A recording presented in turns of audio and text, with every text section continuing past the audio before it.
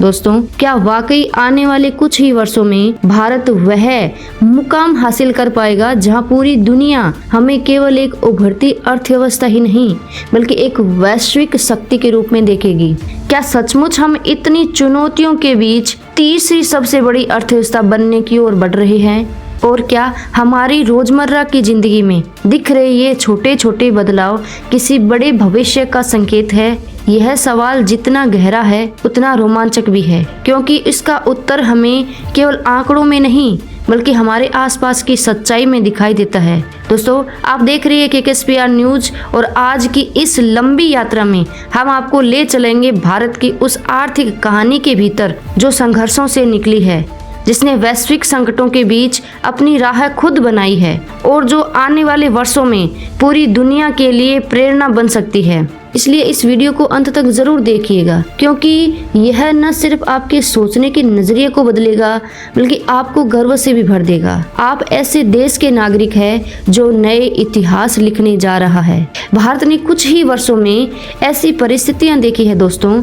जिन्हें देखकर लगता था कि शायद अब अर्थव्यवस्था चरमरा जाएगी, जैसे कोविड महामारी, वैश्विक मंदी, तेल की कीमतों का उतार चढ़ाव, रूस यूक्रेन युद्ध जैसी भू राजनीतिक हलचलें और चीन जैसी ताकतों का बाजार में दबदबा। लेकिन आश्चर्य की बात यह है कि इन सब के बावजूद भारत की विकास दर लगातार ऊपर गई। हाल ही के आंकड़े बताते हैं कि भारत ने वित्तीय वर्ष 2024-25 की तिमाही में 7% से अधिक की ग्रोथ दर्ज की और पूरे साल यह लगभग 6.5% रही। यह सिर्फ एक संख्या नहीं बल्कि उस जज्बे का प्रतीक है जो भारत की अर्थव्यवस्था को बाकी देशों से अलग करता है। विश्व बैंक को या अंतर्राष्ट्रीय मुद्रा कोष हर जगह ये स्वीकार किया जा रहा है दोस्तों कि भारत की ग्रोथ आने वाले वर्षों में भी 6% से ऊपर स्थिर रहने वाली है।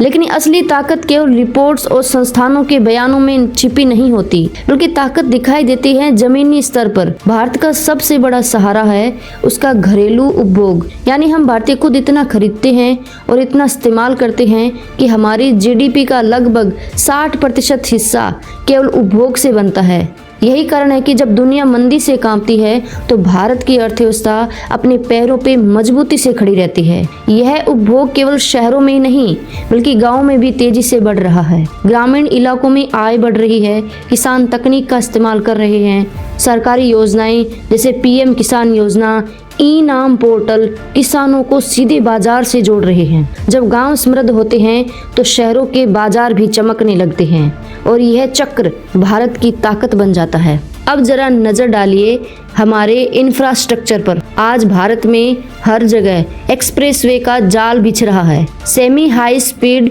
रेल नेटवर्क शुरू हो चुका है। बंदरगाह और एयरपोर्ट आधुनिक बनाए जा रहे हैं और गांव-गांव तक सड़कों का निर्माण हो रहा है। यह सब केवल विकास की तस्वीरें नहीं बल्कि करोड़ों लोगों को रोजगार देने का साधन है। आप खुद सोचिए, जब एक एक्सप्रेसवे बनता है तो वहाँ मजदूर काम करता है, उसके पास रोजगार आता है, आसपास होटल ढाबे खुलते हैं, लॉजिस्टिक कंपनियां विकसित होती हैं, यानी एक निर्माण काम से हजारों दूसरे काम पैदा होते हैं और यही सिलसिला भारत की अर्थव्यवस्था को आगे ले जा रहा है। इसी कड़ी में एक और क्रांति हुई है, भारत की स्टार्टअप क्रांति। आज हमारे देश में लगभग 1 लाख से अधिक रजिस्टर्ड स्टार्टअप्स हैं और इनमें से 100 से अधिक यूनिकॉर्न बन चुके हैं। यह केवल संख्या नहीं है, यह दर्शाती है कि भारतीय युवाओं ने दुनिया को ये दिखा दिया है कि इनोवेशन केवल अमेरिका या यूरोप में नहीं होता बल्कि भारत भी वही जगह है जहां से नए विचार निकल करके पूरी दुनिया को बदल सकते हैं। चाहे डिजिटल पेमेंट्स हो, ई-कॉमर्स हो या फिर आर्टिफिशियल इंटेलिजेंस पर आधारित कंपनियां, भारत का युवा हर क्षेत्र में अपना परचम लहरा रहा है। साथियों, अगर आपको लग रहा है कि यह जानकारी आपको गर्व से भर रही है और कुछ नया सोचने को मजबूर कर रही है तो इस चैनल को सब्सक्राइब करना बिल्कुल मत भूलिए। आपकी एक सदस्यता हमें और मजबूत बनाती है और हमें प्रेरित करती है कि हम आपके लिए और भी गहन और सशक्त विश्लेषण लेकर के आएं। अब बात करते हैं सेवाओं की। भारत का आईटी क्षेत्र अमेरिका और यूरोप में नहीं बल्कि खाड़ी देशों और एशिया में भी तेजी से बढ़ रहा है। हमारे डॉक्टर, हमारे शिक्षक, हमारे इंजीनियर पूरी दुनिया में अपनी मेहनत और ईमानदारी के लिए जाने जाते हैं। यही कारण है कि सेवा क्षेत्र भारत की जीडीपी में लगातार बड़ा योगदान दे रहा है और लाखों युवाओं को रोजगार दे रहा है। लेकिन साथियों, चुनौतियां भी कम नहीं हैं। महंगाई, बेरोजगारी और वैश्विक अस्थिरता भारत के सामने बड़ी बाधाएं हैं। महंगाई से आम लोगों की जेब पर असर पड़ता है, बेरोजगारी से युवाओं के सपनों पर। परंतु भारतीय रिजर्व बैंक लगातार ब्याज दरों और नीतियों के माध्यम से महंगाई पर काबू रखने की कोशिश कर रहा है। वहीं सरकार ग्रीन एनर्जी, सेमीकंडक्टर और मैन्युफैक्चरिंग में बड़े निवेश कर रही है ताकि भारत केवल सेवाएं देने वाला देश न रह करके उत्पादन और तकनीक का केंद्र भी बन सके।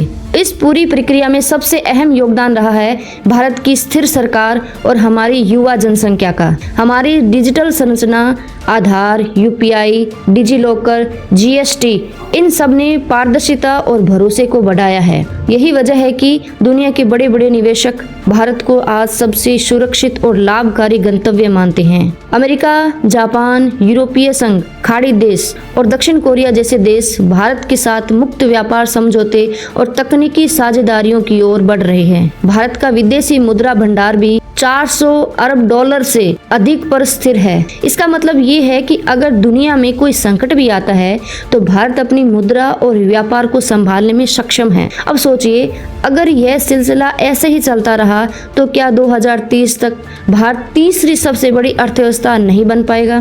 क्या तब हमारी ऊर्जा, हमारी शिक्षा, तकनीक और स्वास्थ्य सेवाएं हमें पूरी तरह से आत्मनिर्भर नहीं बना देगी? दोस्तों, अगर आप भी मानते हैं कि भारत का भविष्य उज्जवल है और हमें इस राह पर मिलकर आगे बढ़ना है तो कमेंट में अपनी राय जरूर दीजिए। और हाँ, अगर आपने अभी तक चैनल को सब्सक्राइब नहीं किया है तो तुरंत कर दीजिए, क्योंकि आपका समर्थन ही हमारी निष्पक्ष खबर की सबसे बड़ी ताकत है।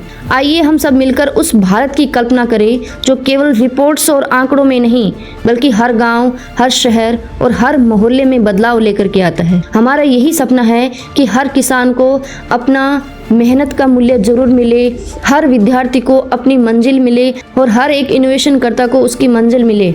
इसके साथ साथ हर भारतीय को यह यकीन हो कि उसका देश न केवल आज बल्कि आने वाले कल में भी दुनिया का नेतृत्व करने के लिए तैयार है। यही सपना है, यही सफर है और यही भारत की असली आर्थिक ताकत है। दोस्तों, ये वीडियो आपको कैसा लगा आप हमें कमेंट के माध्यम से जरूर बताएं। यदि आपने इस वीडियो को लाइक नहीं किया है और चैनल को सब्सक्राइब नहीं किया है तो तुरंत कर लीजिए। मिलते हैं दोस्तों एक नई वीडियो, एक नई उमंग, नई खबर के साथ। तब तक के लिए जय हिंद, जय भारत, जय श्री राम।